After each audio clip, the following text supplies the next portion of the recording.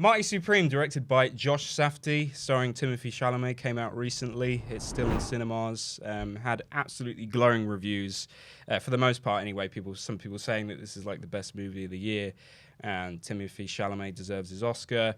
I know you absolutely love both the Safdie brothers. I do too. Yeah, I'm a massive fan of the Safdies, especially Uncut Gems, which is arguably like probably one of my favorite films of all time. I just think it's a brilliant piece of work. We watched Marty Supreme separately. I think you watched it twice, right? Yeah. I watched it last night. So I'll start off by saying I was quite surprised, first off, with how little it actually was about the actual table tennis player.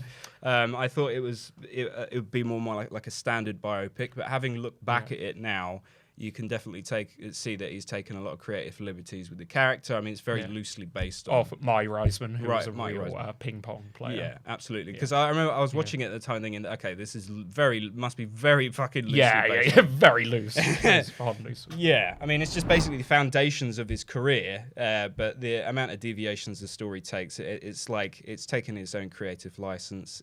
It kind of reminded me of like a Tarantino-esque kind of adaptation, in the fact that Tarantino takes characters and then he can just completely changes them and does what the fuck he wants. Yeah, exactly.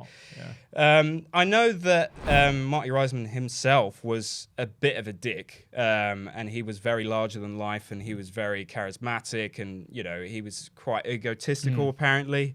You can definitely see that in Timothy Chalamet's character. Which, sorry to interrupt, that has been a big sticking point of this film for people who maybe aren't as enamored with it. Yeah. Which I guess we'll get into in a bit. But what did you think, man? Yeah, I mean, it's one of those movies that I'd be very surprised if anyone came out of this movie saying that they were bored. I mean, absolutely. It's almost one of those movies where it's kind of impossible to be bored while you're watching it. And that's what Josh Safdie does so brilliantly. And obviously that's what he did with his brother, especially when In Good Time. Yes, exactly. It's like a constant shot of adrenaline, like never stops, just going from one scene to another, like boom, boom, boom. Yeah. And My Supreme is no different. Comparing this to Uncut Gems, I'd say I actually prefer it. I was never a massive fan of Uncut Gems personally. But I did like that adrenaline rush style of the fucking movie, but there was just something missing for me personally. Timothy Chalamet did like months and months of training of like table tennis. Well, not even months, years, because I think he met Josh Safdie when he was like a lot younger at the start of his career, and they'd been talking about this film for like 6-7 years. Oh shit, Jesus Christ. So like even when he was on the set of Dune and like also preparing for the Bob Dylan film, he was like, doing ping pong. Wow, that's crazy. Fair play to him. Yeah, I mean, right off the bat, Timothy Chalamet is excellent. I mean, I think his performance is like the best I've ever seen from him. Having said that, I haven't seen Dune. I mean, how would you compare it to him in Dune? I think for me, it's stronger than Dune, and he's still excellent as Paul Atreides. But when they call something generational, like a film or a performance, it can be an overused term, but it really is for this. I mean, this is the role that he's going to be associated with for like years to come, and that people will like even tell their kids about. Like, what was his biggest role? Marty Supreme. Absolutely, and rightly so. Yeah, in my opinion, he killed it. I don't think it's hyperbolic for people to say that he's due an Oscar from this movie. I just absolutely, right from the very start, was so on board and so impressed with how he just breathed so much light into this character and nuance, and just every time he was on the screen, I was just so enamored by it. I just thought, wow, this is such an interesting protagonist, because in a way, and I love those characters, I know you love those characters as well, just unlikable pricks, but there's something that because I suppose there's something about them. There's something about them. They're charismatic. That they're so fucking desperate for something. But they're just constantly making so many mistakes. And I guess that has been, like we said before, has been the sticking point for a lot of people who aren't fans of this film, how unlikable the character is. And I think that's really interesting because it shows that maybe for some people their enjoyment will come from whether they find a protagonist likable. But I don't think Josh Safdie is trying to make you like him. Obviously not. No. The whole point of My Supreme is his mindset is aspirational. That's the point of the film. It's a character study of ambition and the pursuit of greatness. And we're not supposed to come out of it thinking he's a great guy. No, man, he is a Marty Mauser. Marty Mauser is a piece of shit. He's an awful man. He fucks over his Bren's like, he's an awful person. I think that really separates people. I think people, I don't even know what you'd call that kind of style of storytelling when the protagonists are such unlikable characters. You could say an anti-hero, but I feel like it's more than that. Yeah, or slightly satirical. And I think some people just don't have that kind of, they don't tune into that style of storytelling. There's something about depicting certain characters on screen that certain types of audiences just cannot get with. Just this idea of seeing this character, which arguably, in my opinion, I think does a lot of the time face the repercussions of his actions. Oh, for sure. But, overall, I think people find it frustrating and just really unpleasant to watch a character like that. Who's just so unlikable. Yeah, and not really get the comeuppance that they deserve. Yeah. I think people just really want to see that kind of moral arc within the story. And so if you really want like that kind of hero character that kind of redeems himself or whatever, you're not going to get that with this fucking movie. Not at all. But coming back to Josh Safdie, yeah. And it's not to discredit the effort of Benny, because you have to remember Good Time, Uncut Gems, Heaven Knows What as well, which is another film they made. Yeah, a lot of people don't know about. Also very good. Not to discredit the work both of them did, but I think, and again, haven't seen Smashing Machine. I think Josh is the one who has like the sauce, as they say. Right. I was just so fucking impressed by this film. Yeah, and when they say like a film has like a vibe, a swagger, this film has such a swagger just in every department, man. Yeah, it's just absolutely the production design, that score, I have to rave about the score. Like the score is Daniel LePatin, who did the music for Uncut Gems, yeah, and Good Time.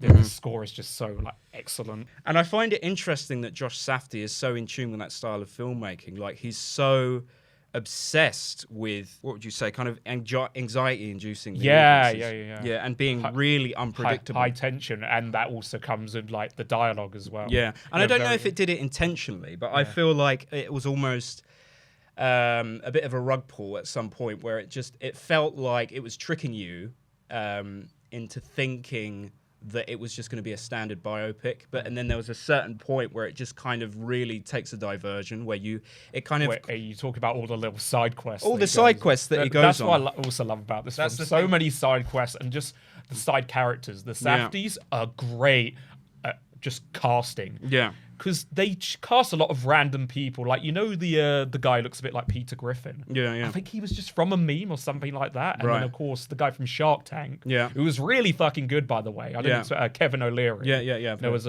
Rockwell. Yeah, that was his name. There's also a little cameo. I don't know if you know, but there was like this homeless guy. Yeah, the golden voice homeless man. Yeah. And fucking Penn Jillette popping up there.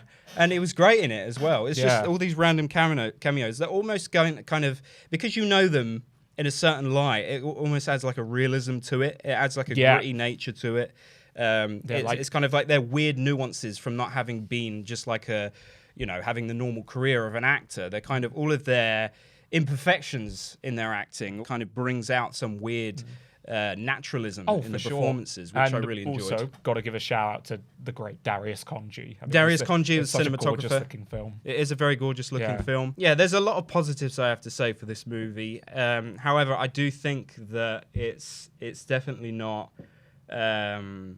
a masterpiece. I think there's definitely a lot that's holding it back. I do think it's weird. Is that there's like, look, I'm trying to give a balanced review. A lot of people are on the other side saying, "Oh, this is terrible." People just really can't get with that anxiety-inducing nature of it. I think the protagonist, the unlikable protagonist. Yeah, it seems like chaos and mayhem are the things that Josh Safdie feels like that's what you have to give the audience to draw them in. Like, you need constant chaos and mayhem. That's what his movies are all about. Yeah. That feeling like you're almost on like a... You're trapped. Yeah, you're trapped and you're kind of on a drug, And I don't know why I feel this exactly, but I think there are certain points where if he did just take his foot off the pedal slightly, and I know you completely disagree with that because it's just, that's the point of it, okay? But I think there's something lacking there where if at certain points he took his foot off the pedal and kind of explored things in a more nuanced and deep way, you could come out of the audience and kind of be left with more food for thought. I don't think that I came out of the audience with much to chew on, really, exactly. I think it's one of those things that you sit in the cinema you are impressed with it, you are really engaged from start to finish, but you walk out and then you don't really have much else to think about. And I think that's the only thing for me personally where I felt like it was lacking. Yeah. I love movies that make you feel like you're on a drug, and this definitely did that, just like Uncut Gems. It makes you feel like you're just subjected to like just some substance. But the thing for me is that movies like that make you feel like you're on a drug, personally, this movie felt like cocaine. I was on cocaine during this movie, right? But with cocaine, there's not really much to think about. You're just on a fucking trip. There's something to me that's almost cheap about forcing the audience to be subjected to these situations where they're almost forced to keep their eye on the ball, which is kind of ironic considering it's a ping-pong movie. And it's almost as if, the movie is literally ping-ponging back and forth itself. But there's something about it that's lacking for me, which is, I know that you personally, I mean, you'd say it's like the best movie of the year, right? For me, like, this is how, I guess, people on the other side of, I'm going to bring up one battle after another here. Yeah. Because that was a film that obviously, we both heard a lot about, and people were saying, oh my God, it is a 10 out of 10 masterpiece. Mm-hmm. That's how I kind of feel about My Supreme. And I think another reason why I really connected with it, and I'm going to push back on the lack of substance, although that can also be a personal thing, is I think because it's about, a young guy. So he's like 23 in the film. Yeah. And the fact that we are that age, and, in whatever you're doing, within your 20s, you're going to be ambitious. You're going to have that drive. Yeah. I think when you really look at it through that lens, there's just so much to think about and take away from it. In what sense? What are you left to think about? I don't know, just like the cost of ambition. Yeah. And it's just very relatable at this age. I like how he says, he says to the Rachel character, he says to her, like, well, I was put here for a reason. Yeah. I'm given a gift, but don't see that as a blessing. You know what I mean? Yeah. I have an obligation here. You don't. It's stuff like that. I don't know. I just thought it was so brilliant in that regard. And that also comes in through the marketing. Yeah. Like the way in which Timothy Chalamet has been promoting this film, like with the jackets and standing on top of the spear and whatnot, really will be studied. Right. Because I think this. So you don't think it's pretentious the way? No, it isn't. I don't. Right. I feel like he's doing it like for the for the love of, I guess, the game, like an athlete. Yeah. It's in character.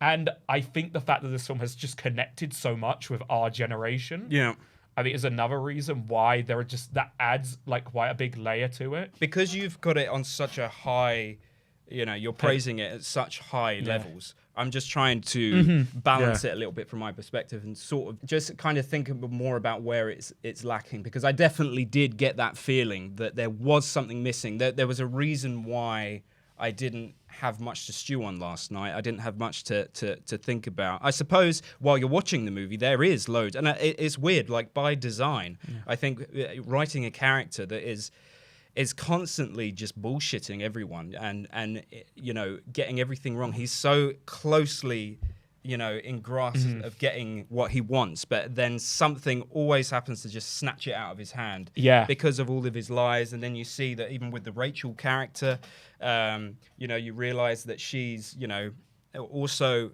not a perfect person by any stretch. That's the interesting thing about this film. Like almost all the characters are like twisting and manipulating the situation to get what they want. That's another thing I found fascinating about I also really love the side characters. Yeah. I mean, mind you, except for Tyler, the creator. I felt so bad. With his taxi that's destroyed. He got fucked over. He's the only character who probably didn't deserve to be in this mess. I feel really bad for him. There was a bit though, like there were bits in the cinema that audibly made me go, fuck. Like the shootout with like Gillette, like the even the thing before that with the gas station and the fire and the dog. Oh my God, like that by itself is just the way it's directed. Its point where it's at in the movie, you can't help but just be absolutely floored by the experience, in my opinion. Like it's just so. Man, you just feel so plugged in. It's almost electric how fucking relentlessly entertaining it is. So in that aspect, yes, absolutely. I think it really fucking works. And the thing that I will say there's a bit of nuance in this movie is the triangle between Marty's character and Gwyneth Paltrow's character. And Shark Tank. I'll just call him Shark. Kevin.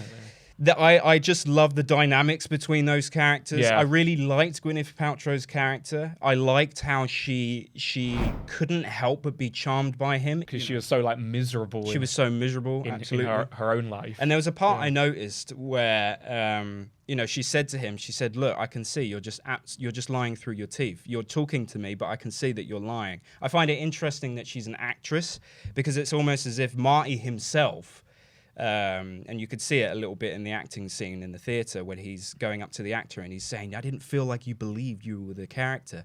And she's saying, "This random guy off the street, he knows how to act better than you do. Why is that?" And it's almost like she can't help but, maybe because she's an actress, she can't help but be so impressed with how he manages to convince people that he's not the fucking arsehole that he really is. Yeah. It's like, oh my God, I can see this random guy who's just constantly grifting and trying to get what he wants. He's not even in the industry, but he's a better actor than half the people that I work with. I thought that was just a really interesting aspect of it. You see, layers. There are layers. 100%. 100% there are layers. Yeah. But there's something lacking for me. I don't know exactly what it is. And actually, I think it's eclipsed Uncut Gems for me, just the more I think about it, which might be crazy to some people, but I think I prefer it. Yeah. And I fucking love Uncut Gems, but just My Supreme had everything for me. It just hit the sweet spot. Yeah. The music, the time period as well. I love that he set it in the 50s in the context of all of that. And just everything about it, man. And I don't know, I kind of knew when we like reacted to the trailers. I mean, obviously I'll see how I feel about Smashing Machine, but I just kind of knew, this is going to be my thing. Yeah. It's almost as if, and then this is kind of, I don't know why I see it as a negative personally. Maybe because I just see it as a bit cheap, where I can put levels that like masterpieces on a higher level when I feel like that it's done more intelligently and more for a deeper reason. Maybe, like I keep going back to the idea of cocaine. You do cocaine, right? But it's like a gritty kind of empty kind of feeling, Whereas compared to something like a psychedelic, like a movie that really does take you on a trip like that, you're left with more to explore internally. Whereas this is all kind of like a surface level nature kind of thing. It's almost like, what I'm trying to say is that, Josh Safdie, it felt as though this movie is compiled of scenes that were put together simply because of how much he gets the excitement of directing them. Like, he writes them for the purpose of like, that's going to be a fucking great scene to direct. Do you know what I mean? Oh no, for sure. Whereas as 100%. a whole, I disagree. I think it all fits. I mean, even the side quests, I feel like they have a point. I can't explain exactly what every single point is, but like it depends. It depends how you look at it. Yeah, I guess it depends how you look at it, or even where you feel like do you think that this character? It's not like I need the character to redeem themselves. I know that movies don't need to do that. But do you think that he redeems himself? I think that's left up to interpretation. Yeah, but what do you think? Yeah, you could say even just like the last. No, that's one thing. Yeah, the last like 50 seconds. Because I don't know. Look, in my own personal head, I would like to think he does, but I like that the film doesn't tell you that. It doesn't need to show you exactly, that. Exactly. Like all of a sudden, okay, he did what he needed to do. He went to Japan. Yeah. He fought Endo. And now that he has a child, he's going to be a good man. But I don't think it's meant to tell you that. This is a character study, not a moral tale. Right.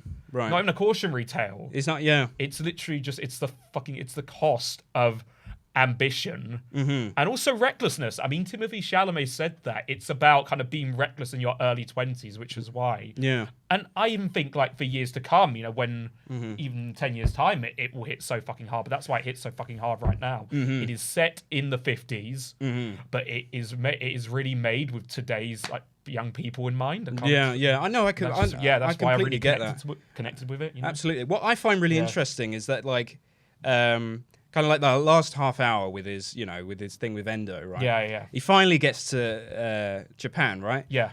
And he has that match with him, and this is like the big climactic moment. The music in that scene. Oh my God. Jesus Christ. Man. It was electric. I could hear it all around me in the cinema. It wasn't even a great cinema I was watching it in, but I was just so fucking plugged in.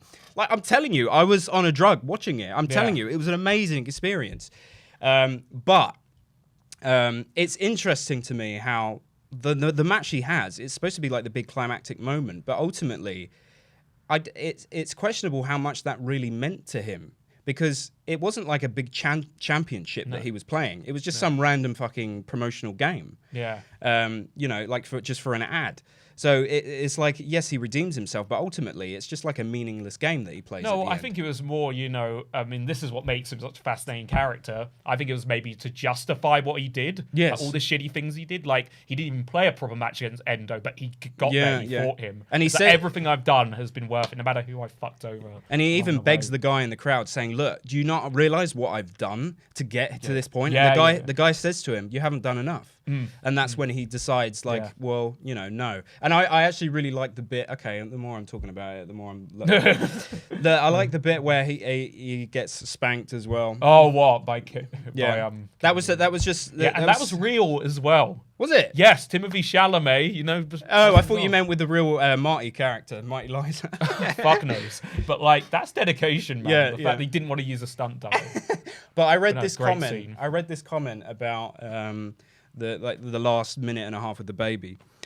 Someone said, I really like the interpretation that Marty is just overwhelmed at the end of the movie, and the impact of everything he did in the film hits him at that moment, having ignored the cost of everything he had done throughout, and now it's all over. The moment he sees his child's face, it's the realization that this is it. This is what everything built up to. Which I find really interesting. Mm-hmm. It's almost as if maybe just that last 60 seconds was the redemption in itself.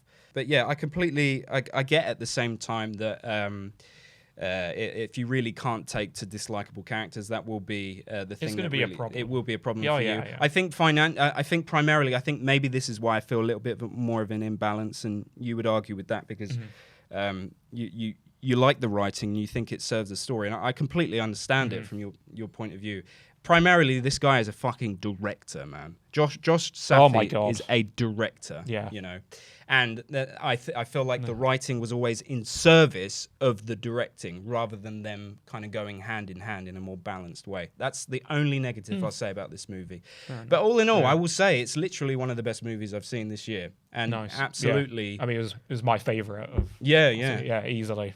What in the last couple of years would you say it really stands out? I mean, actually, now that you mention the experience of a cocaine trip, Babylon, man. Babylon is like taking a shit ton of cocaine. yeah, absolutely.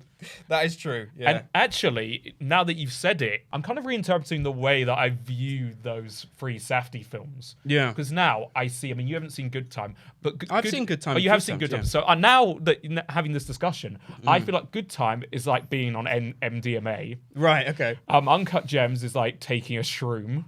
Taking a shroom? Yeah, no, because you're just so worried. Right, yeah, true. I mean, it's quick, but it's also slow and painful. Yeah, Adam Sandler doesn't catch a fucking break. Yeah. Always creepy up on him, like the anxiety one might get on a bad trip. Would you call Marty Supreme cocaine? Yes, definitely. Okay. High adrenaline. Yeah. So it's almost like, you're more of a cocaine guy. I'm more of a psychedelic guy. That's literally it. That is the best fucking thing I can think about of explaining our differences here.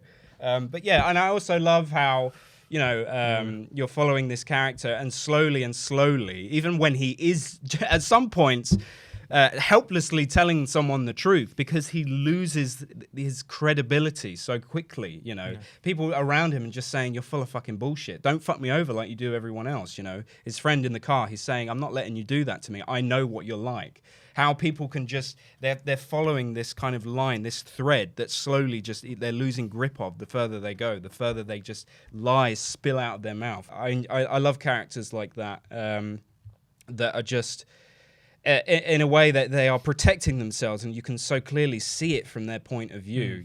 Movies they aren't always there to tell you what to think. It's just they're just there to show you how other people think and not necessarily make a judgment about that, just to see it through their eyes. And in that respect, I'd say it did that. Yeah. It did that very well.